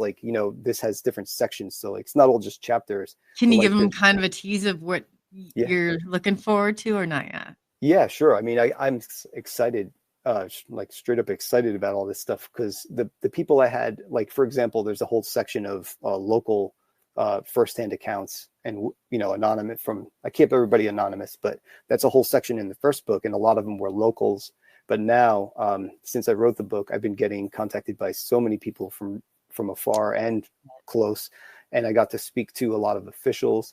I got some awesome people called up people and got phone interviews about the deep underground under Battery 216 that I was in as a kid. Guys that used to go in there in the 60s as kids and explain the insides. I have transcripts in there. I did interviews with people, big names in Montauk and stuff. And local officials and stuff. And then I have a whole bunch of amazing stuff just from people. Then I have all of our field reports going there, which there's always exciting stuff to me. Not only strange stuff that we see and encounter, but we keep finding more and more stuff till we have seen it all basically. And then, the chapters are addressing all of these topics and I'm backing up in the chapters with all sources. There's plenty of pictures, blueprints, documents, maps, and then map of the underground. There's going to be some other cool surprises that I have. And I'm even using some cipher, some code, crypto code. I have a chapter or two that I'm you'll see. It's a surprise, but I'm gonna. Oh my god! There'll be some ways that just some fun stuff for people to do too. That is. Yeah, that's fun. My well, the radio station. It's like Subnation X, but it has like SUB, the number 8, ION, and then X, and then Agent X is always who you get your information for, your tracking. And I said that all of my stuff is all cryptic when I went in there, so I have it as SNX because it means. What it really means is subliminal dissemination. It's a polymorphed word. Oh, wow. And then, so that's what became subnation. So subliminal dissemination. And then I like condensed it from there. So I said, that's cool. Only a few people would even understand what the hell I was even repeating that for. You know what I mean? Yeah. Don't repeat that one again. Like that was. But that's exactly where it came from. So it's all cryptic. Oh, I like that. Yeah. I just was recently reading, like, it's almost like an anagram, but then it's reduced or something, like scrambled and reduced. That's really cool. So I'm still putting together ideas. Of rules that I do too. But Magneticus he's helping me work on a Trinity type deciphering. That's crazy. Once you start adding other complexities to the ciphers, they get crazy. I've only read the very basic ones. At Bash and the Caesar cipher, and Pigpen is an interesting one with all the symbols, but there's so many, and I just started reading about it. But that's gonna take you. Oh boy, that's gonna be a part 3. Oh no, I'm not. I'm gonna make sure this includes everything because like I have other ideas down the road, and I have other collections and other things. So I'm going to make sure that this is just like a part 2, at least for the archives. And it's, if I do something more, it'd be a different kind of thing. But okay. No problem. I'm going to make sure like the I'm archives, but I thought you meant the map that was coming out. Oh, yeah. I didn't know if you were going to singly do, because I think that would be kind of cool if you maybe just like, and then had the map part of it too. Yeah. Because for the people that would come there, can you imagine? You'd get like, I don't know, some big, you have to in this place if you want to keep doing this and you love doing this. You need money, it's like you need that support from other people. There's nothing wrong with that. I think that's amazing. That's true. Yes. I mean, I look at it a little, because of the way it developed as a passion and like an interest, but also yes, I did give up everything I do normally. So it does make sense to do that as well. And I might have to do above and beyond. I think it would be great. The map. Like I see a huge like documentary, even people, if you could get their testimony, even if they didn't go on, but or maybe like after a while, the amount of information that you have on this, what are some of your biggest conclusions? Oh, like in the beginning, I didn't have an idea about the LSD room, but I know that they use the space to test things. It's always been a place where they roll out new stuff. So they would stick their toes in the water a lot in the early days at Montauk. It was one of those places where they could do this. So like, testing the very beginnings of Sage and the internet itself. And then later MK Ultra trials with the LSD rooms. But obviously microwave radar was a huge discovery because some of the first times they noticed it were through MIT, Montauk, and the microwave auditory effect paper, all those things came out in the same years. So they started realizing that microwave can be used against the mind. And that was a major thing because that kind of spread across the planet into other interests, other programs right away. So like some of my biggest conclusions is that a lot of the things that I look for, I almost go into it thinking I'm not going to find anything. And I love this story, but it's just, and then I'll find things in the history that line up. So I'm starting to think that this was mostly true. And there might be an element of disinformation sprinkled on top. Like some of the things that are way over the top, it might be possible that even those were made to make this just seem just a little bit more crazy almost. So nobody would believe most of the stuff that's pretty believable or just outside the realms of, it was a place where they would advance and test anything to, further their gains, further their, never miss the chance to weaponize anything. That's basically, so this was an artillery test site and a radar test site. So all of those things could be used in directed energy or mind control. So all of that stuff has a lot of evidence to back it up, and it goes along with the history. So the only thing is time travel, really, creation of, solid objects from, creation of matter from the mind. through That's thought. that's okay. So what do you tell me more about that right there? Because that does correlate with the Yeah. movie and everything. Can you Yeah. talk about that right there? So that's been something I've just been digging into for years, and probably saw a lot of the same things everybody else did, is the fact that there wasn't much real information in the first, book series other than Right. the first person account from the original whistleblowers, which would be Preston, and sometimes Al Bielek. Yeah. Duncan didn't really have much to say, but he was the one that was supposedly sitting in the Montauk chair, and he would be the one that they would use to sometimes create objects from thought through Duncan's Is he mind. still alive? No, Duncan passed away back in, I think, 2017, like a year apart from Preston, something like that. Oh, And wow. Al Bielek passed away in 2010. So, they're all pretty much gone now. So, like, one of the last Preston interviews was on the Dark Files, the same show that I was on, that they kind of brought me. Oh, wow. I forgot about Montauk almost, in my life, and they kind of brought me back on this show because they were using my footage and stuff. But then they took me into doing an interview, which I was against at first, but I could see what you've got a wealth of knowledge, and you are so humble to like so much of this, but you have so much information. I would love to see you get that. Thank you. I mean, I'm going to keep sharing it, so I'll keep in touch, and I'll especially about some of these projects too, for picking your brain on just trying to make sure to make them happen or to get them done. Yeah, and I can like that. Absolutely, yes. Yeah, stuff like that. I agree. Like some kind Definitely. of resource where people can really go and see it, like in an even more clear way. Like the book is just to document it, but like full color, like interactive, something like that is. And always even better. going in piece by piece of it and explaining it, and like that would be unbelievable. I have some other ideas too, but I'll tell you good. more. Figured you did. I figured you did. Oh yeah, That's I awesome. do, first things first. I guess have to finish, what I'm working on. But I do all these things at the same time, kind of, and they're kind of tied together anyway. And there's so many other people that have, stories. There are stories and people they know, like their experiences. People that are involved in these projects. A lot of people have their stories out there, but I'd like to get some of those people maybe to talk that haven't really ever talked before, that are kind of unknowns. That would be really cool. Yeah. So, I used to be a mental health therapist. I might be good at that. Yeah. You can't do it all by yourself. You need an assistant. I want to help because I am so awesome. I'm invested in this topic. That's so I cool. really am. Thank you. I mean, there's so much here that needs to, and the more people, and like, right. because you've gone in and you've vetted so many of these, and if you think, hey, maybe like to get the message out, have, or we like small clips, I could put something together too to help and then put that out there. But I think that's great. I have plenty to, and if you have something in mind, I could always send it over, like a certain clip. But yeah, that'd be awesome. Yes. I mean, it's always been a lot of people, helping me with this and working on it with me, even if I did it like myself. Like I went to the base with so many friends over the years, and everybody that I talked to that gave me all this info recently, all of it is little pieces and they all help, and every little thing. So all the people that volunteer help, and I've gotten great things from most of them, like mostly everybody.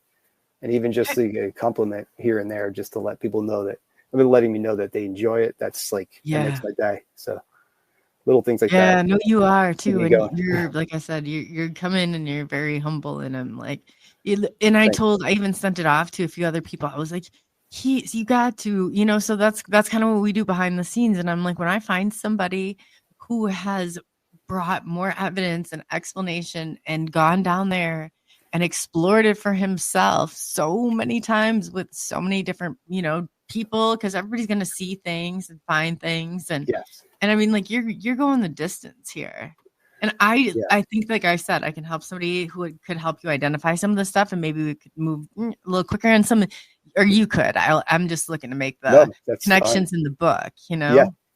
I literally wrote that in the first one, that like, I wasn't sure if I could do a second one, or, that this would even, so now obviously I wanted to the whole time. I kind of hinted at that, but, I did say without everybody else, I couldn't do it, without all of it's a group effort no matter what. Yes. So, and I'm all about that. I tell people, I'm like, I'm not your competition. I open it up and I let two people stream to their two channels, and I'm nothing. It is completely complimentary. It's all, I said, I'm about fighting. If you are on and I have groups, please go in there, post your links to your show. You have a good show that's perpetuating truth. Put it in there. I think that's great. We got to all support one another. This isn't so. Yeah, Brian, like, that's great. Well, now you're, so would love to get this out there. And I know a lot of people are fascinated by all this. I just can't wait to see, because if you went to Project Montauk and you had gone through it every step of the way like this, how do you feel like taking on another one? Because you're gonna know the patterns. You're gonna know, or even connecting them. Like, where do they go after there? Like, where was the next site? Like, I could see you just like taking this all the way. Yeah, like I mean, it has tendrils that kind of go everywhere, and I follow those tentacles, and everything they attach to, I kind of bring into it, or like at least read myself and take all those screenshots you're saying. It could be a side topic that's a branch taking me down another rabbit hole, and I'm gathering stuff on that. But yeah, I will keep doing this always, because this is like through my life, I've had like little projects, interests on certain things where I just like take everything and go crazy, absorbing the details, the finer details, and then make something out of it. Usually something, try to make a little creative or something. And so I have other things that I made and just never do anything with. But for any topic that I dig into, I'm sure there'll be something else coming that I don't even know what it is yet. So yeah, we have a great question from Polly. I have this question too, so I'm so glad you asked it, Polly. Haven't you been threatened because of this? There's asking if you've been threatened because of this. And I only if you can answer. Yeah, sure. Not directly. She doesn't mean not you couldn't answer, but if like anything stopping you from answering. Okay. No problem. No, nothing like direct, like we were saying, but there's been some weird and subtle things that have happened that most people are just going to say, yeah, that's like, and part of, like I was saying before, in my defense, is to be, unless they say it's super direct, then I just kind of ignore them. And that's been a good way to defend, against anything that's subtle.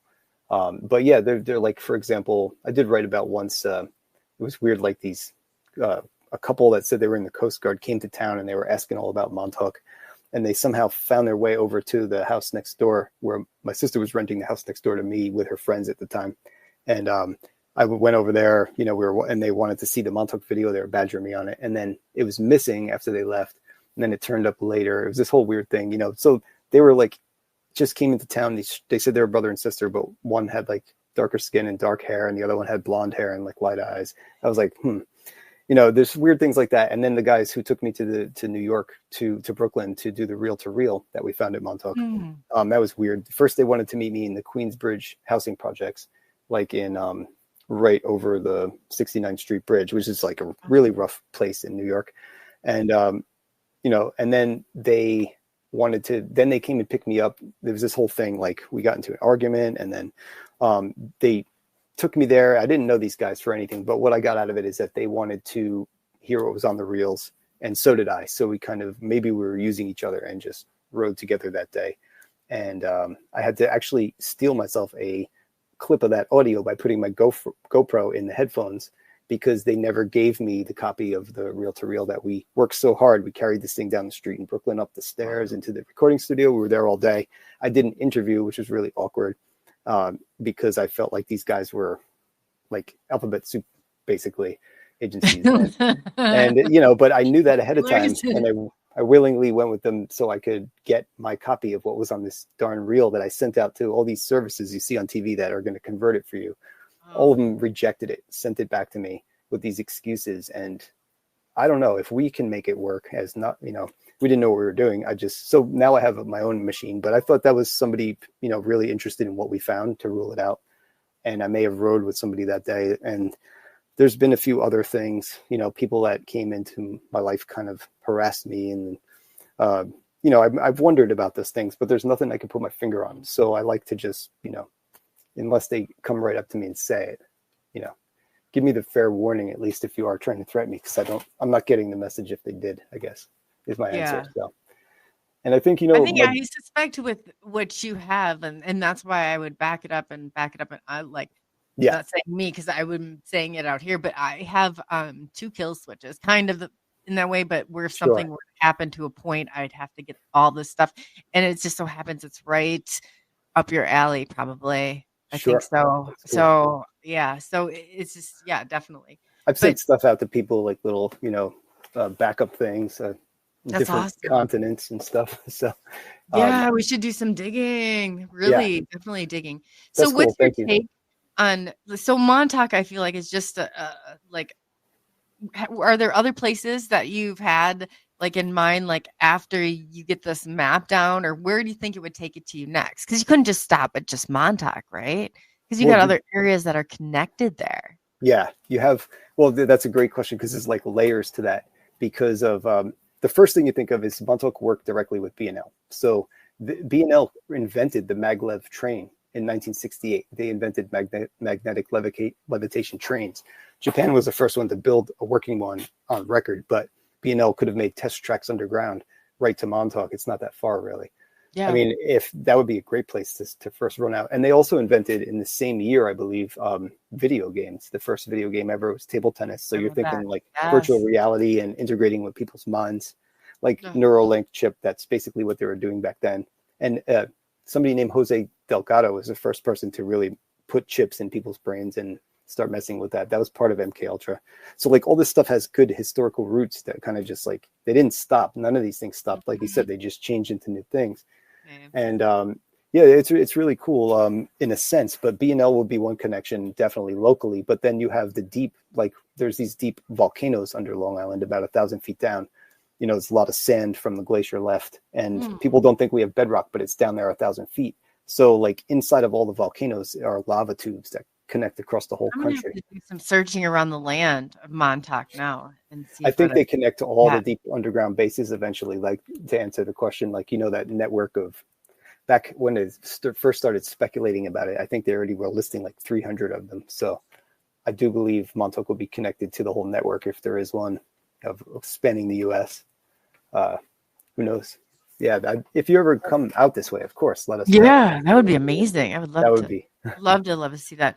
And so what I guess what areas are you going to go see the other chair to see what it looks like? Are you going to I don't think we can. I think like I think there would be deep under and some kind of secure facility. I was thinking that look for where the other chair might have been. The one at Montauk, right? There was one at Montauk, and then there was one that was. Oh, the one up in Rome. I mean, I think it's an active airbase or something. I would have to ask Rodney more. I mean, I probably wouldn't because it's like currently guarded. The same thing with that place is very active. I know you said they left for a bit. I wasn't sure if they were still, and there was a park there. Yes, the one in Georgia chair is still. You never You're know. Right. It's somewhere. It's somewhere. I'd like to know where the one at Montauk was because I never got the full story on that. So is that the first person that you have come across that made it to the chair? Yes, first person ever that told me they actually found it, and they were legitimately scared. So I thought it was a really interesting story. I went, and sat down in their house. They invited me to their house. I'm still here. Oh yeah, no problem. And it was cool because they invited me in, and I sat with them for a while and talked, and I got a sense of, they really believed what they were telling me. In my opinion, and I didn't make it the whole focus of why I was there because it was cool just to meet some of the locals, and they were going to introduce me to some other locals that had some wild stories they don't share with outsiders. So it was really cool to know some people in town, and also maybe later she'll warm up or they'll trust me more and maybe they'll share, but I would tell them, let me know what I can tell other people, if anything. Right. But yeah, I think in that case, if I'm the one that puts it out, then maybe they'd let me do it or something like that. Or even if they had a testimony so if you're going to the radio, you might want to not play it live and your voice changed, but just to have that as a background for, and maybe you can help tell the story. But I would, if I find anybody because once in a while I'll come across somebody who will say from Montauk, but I'll definitely tell you who first because there's a few you just don't want to go there. So, but I will definitely tell you who's first. But that I know, I think that'd be great if you could get all that together, and it'd be like that would be astounding. Yeah, to combine that aspect with the other, you have to have all the angles, to make it's hard. You can focus on one part of this or the other, and kind of make it. It's already big enough to begin with, this kind of topic, and to make a documentary. Usually you'll see it focused on one aspect or another, but to be all inclusive like that would be pretty epic. So what kind of test did they think when the kids were there, like the Project Montauk or Montauk Project? Yeah, Montauk Project. When the kids are there in Stranger Things and that kid was like, do you know the whole premise behind, I know I kind of said something before after that, but on him being able to control the lights and things like that. And then like just their power on like when she would get mad or that electrical, type thing. Did you hear about any of it, or come across any of it? When she moves other objects with her mind, it's telekinesis or psychokinesis. I like telekinesis or telekinesis. I don't know exactly how you pronounce it, but that part of it is very hard to find. But they were definitely the CIA was really into researching that, and it was part of a lot of those projects. I think Project Grill Flame started in 1983, right when Montauk supposedly closed. But they definitely mentioned telekinesis in that. They called it psychoenergetics, and it was telepathy, telekinesis, and remote viewing. And I've seen Eleven in Stranger Things do all three of those. She ties it's kind of like astral travel too, and she walks in the black area. But she also has done seems like remote viewing a little bit, but also definitely telekinesis when she moves objects, and telepathy seems like also when she ties the bandana around her head. So I think they're playing off the fact that it was parapsychology at Montauk, and it's always been talked about. And, it could be remote viewing, telepathy, moving objects with your mind, and also other things too. I've heard of some recently that I never considered before, but somebody mentioned side trailing, like tracking somebody, psychic imprint of somebody. Because it was like this Russian scientist. It was in a book about, had some time travel stuff that they did, and a lot of parapsychology. I forgot the name of it, but anyway, the name of the book. But there was a part where this guy was talking about quartz crystal and how he made a machine to record everything at that spot in time into the quartz. Yeah. And the portal that I have, I said we should go on a ghost hunting thing, or I would even send it to you to use for a couple of them. They all are lined in these crystals, and they're there for a different reason. It's an amp, and that's crazy. Yeah, it is. It's well worth it. That's amazing. But to take it in there and see maybe if you get any feedback you go down and they're talking about this black matter that's seeping through and the kids. What do you think it was all about? Like, what were they actually doing? Were they testing the kids with acid? I mean, what is really going on there? I'm pretty sure that when they did the acid test that they were using probably people that were enlisted.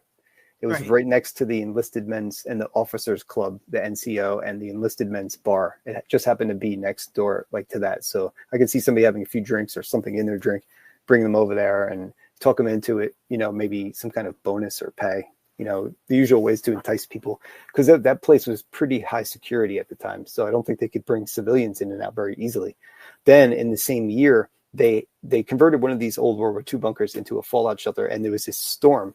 And the storm actually, this is like early weather modification, because the storm hit Montauk, and it came around Hurricane Esther, it's called. It came and it came and hit Montauk twice. They steered it in a circle and hit the same place twice. They put all the people from town in the bunker that night. I even have a picture of them all in there. Somebody sent me. And it's called Project Storm Fury that night. They were doing cloud seeding in the Bahamas, and it was like weather control to make storms. And one of the planes went down in the Bermuda Triangle the same night. They did like 3 missions that night. And in Montauk, the radar was turning, because that was in the documents. It said it was operating as normal, but they put all these people in this bunker. So I think that was an early mass mind control experiment, like mood control or something, because they did have the radar being calibrated as they were sheltering these civilians, which was really strange. So first they used some enlisted men, then they used some civilians. So they were just like toying with it. And in the 70s, they had all these people there for R&R, other units of Army, and they would broadcast upon them. But over time, at that point, this is where it diverges. The base closes topside. It's like a show on top, like street theater. They have this, they're doing their jobs. They're keeping the radars working, but they have no real mission. But below them, they start building the deep underground base. And that's when it kind of diverges. You have this topside show upstairs of like, now civilians are coming onto the base. Nobody's armed guards, and they're playing bands on the weekend. Kids are riding bikes all over. And it was crazy, like, letting everybody in those years. And they're like, there's nothing going on here. The guys that work there all say there's nothing going on, because now it's moved below their feet. So down there is when they started doing the real high science, all the parapsychology, psychic experiments. And so that's when they start involving people that were innocent victims, so to say. They would grab them off the street and stuff. And that's where like the kids come into play. So at first, like we said, they were just grabbing random people, but then they started refining it, bringing people in from programs. And I think at first they just try to use most of their own people. But I guess if you have something really dark, black budget stuff going on, you just start grabbing people that aren't, coming through official channels. So Right. that's when did it go bad? When did it get dark? Or is starting this in the first place a dark thought and a dark intent to begin with? Like, did or they is it actually random? think Is they it were- like something? Because I've seen it two ways. My buddy's like, well, to be completely random for their studies, they'd probably have to throw a social security number or something down before, and then it'd be boom. But then you have your segment of, you got to figure out all of Chosen. that. Wow, yeah. Yes. How many minds did they have cooking up all these ideas and this stuff, ways to do all these things? I mean, they probably had so many more ideas of how to do this, or maybe it was a smaller show than we expect. And part of the story, like they always talk about the original authors, Preston kind of involved himself as almost like the hero on base, running across space, cutting cables. But like two of the cables, he said he cut these cables in the radar to stop the whole radar from sinking with time, and like to get rid of Junior, the Sasquatch beast that was destroying the base, that was conjured from Duncan Cameron's thoughts in the chair. So this is like, he's saving all these people. He injected himself into the story. So there are the wires cut in the radar, but then I went across the base. He was there on the chair. Can you talk about what his testimony was like? Preston said he was an engineer, not in the chair. And, okay.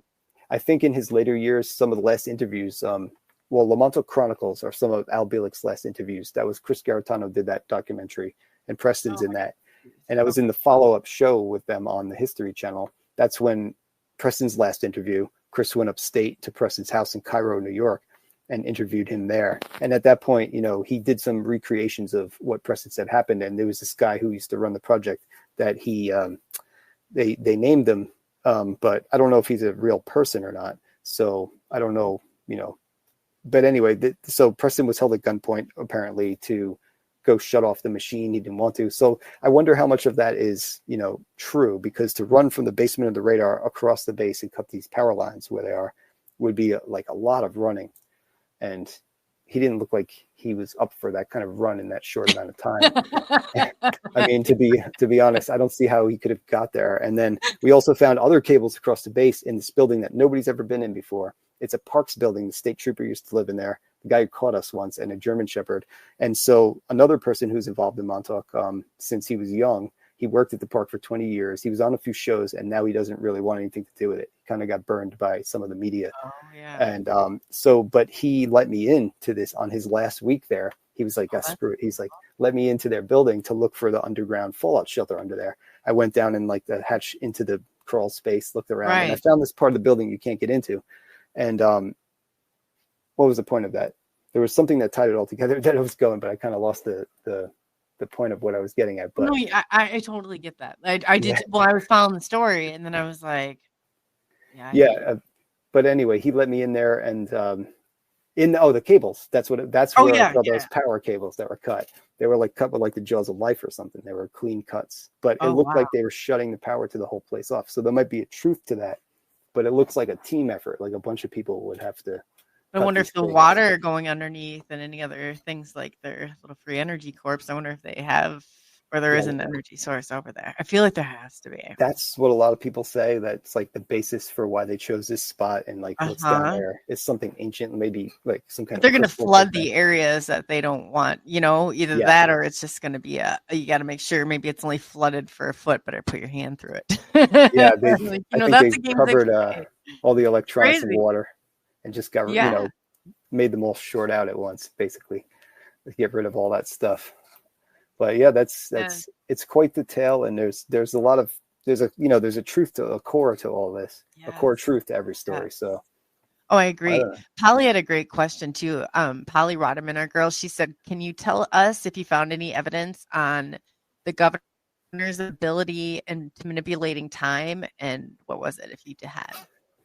Yeah, well, that's a huge rabbit hole too, and I have been following some of those different time travel stories and everything, including some of the ones that involve the government getting time travel, going back and changing things, and you keep finding things that kind of line up with it, which is crazy. But I did see that White House post where they said they manipulate time and space.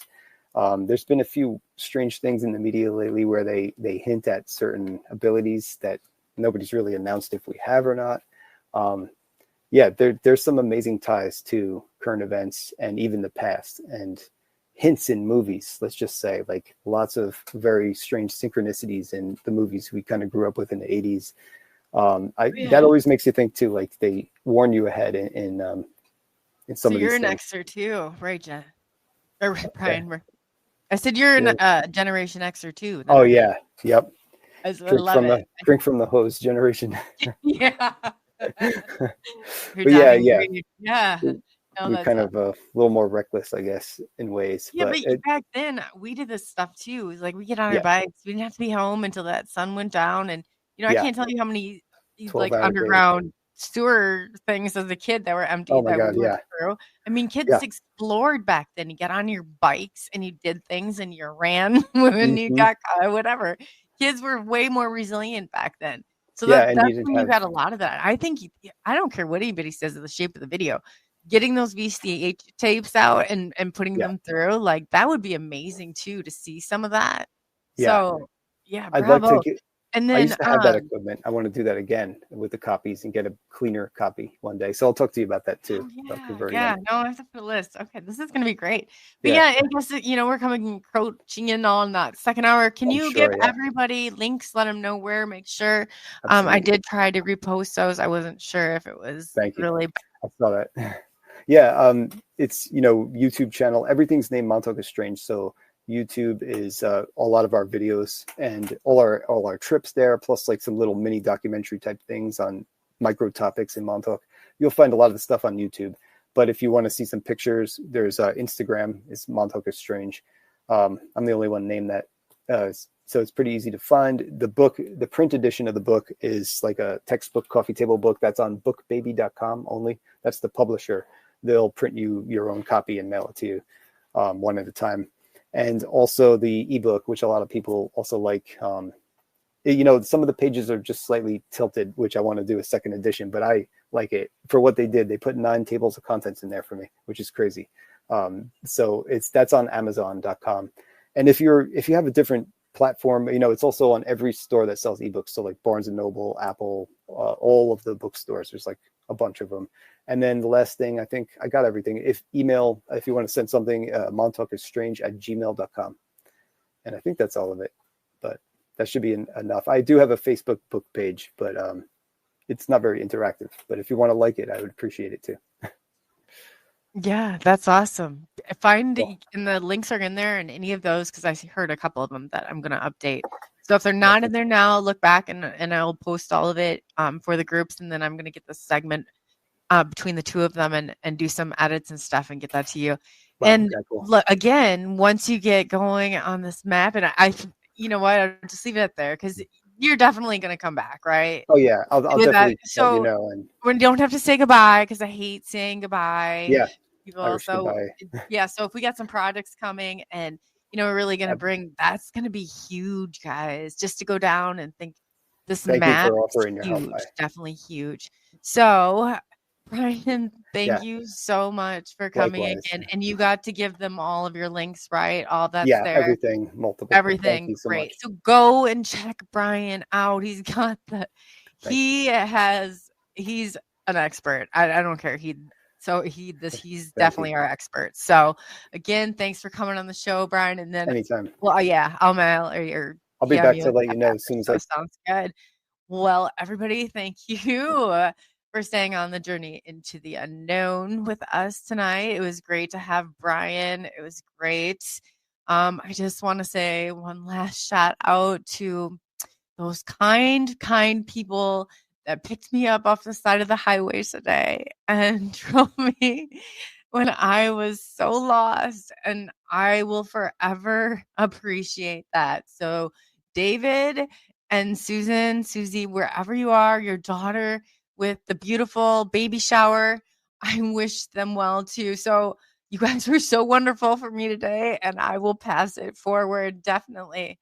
And to everybody else, thank you for everybody in chat. We are getting better at this, I swear. We are getting better at this. But yeah, it was great to see you. I saw James Kelly in here. Yeah, and Scott Rawson, of course. He's my bro too. Virgil, I don't think that I missed any. Andrew, oh gosh, Andrew is part of the initial group too. So Paranormally Behind Disclosure, welcome. Oh yeah, I saw James Kelly come in now. I had to go up a little bit, but I just wanted to make sure that I did not miss anyone in our girl, Polly Rotterman.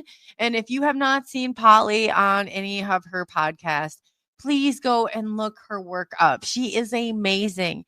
She helps so much in our groups and helps so much with everything. Like, that girl, she's on top of it, and I don't even know how she does it, but she's really good at it. And she gives her interviews and the information and details that she has backing all of her experiences are phenomenal. And she's got one hell of a story. And I just, I give her a whole lot of respect, mad respect. And she'll be coming on our show quickly. So I'll update you on those dates. And so again, thank you for taking the journey into the unknown with SNX Radio. And we will be seeing you next Friday and Saturday Night Live. And hopefully we will have gotten all the stuff taken care of for Amazon Prime, because I'm really live. So I'm really looking forward to that, because it's a great, I think it will definitely be good for us. So without further ado, I am going to say goodnight to each and every one of you. And I thank you for your support on Twitch, Twitter, Facebook, Kick, and YouTube. And yeah, so we got that. No problem. And enjoy your weekend. Story to tell of courage untold. Rise up from memories, watch us take control. Echoes of yesterday feed our fight. From shadows to light, we'll take flight. In this race, embrace all might. Hold our dreams, got the future in sight. Rise up high, let courage unbind. Erase the past, keep future in mind. Every step forward, no looking behind. We own this moment, leave fear confined.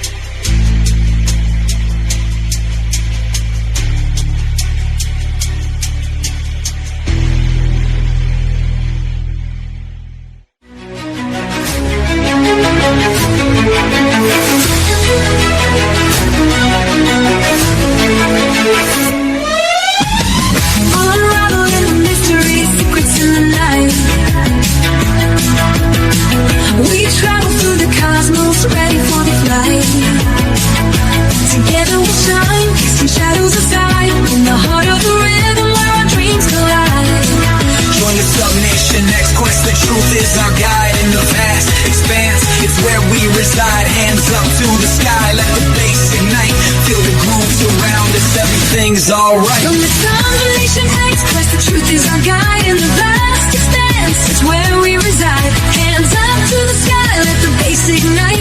Feel the groove surround us, everything's alright. SNX Radio, let the truth ignite. Together we'll shine, bringing shadows to light. In this cosmic dance, we're connecting the dots. Tune into the frequency, let's explore the spots. Heavy bass drops with tight beats. Illuminate the shadows, the echo of our call. On this road we will never fall. Feel the energy rising, can you sense the spark? As we dive deeper into the cosmic arc. Stories of the universe, mysteries unfold. In the heart of SNX, where the truth is gold. Every note we play, every line we write, crafting our legacy, shining ever bright.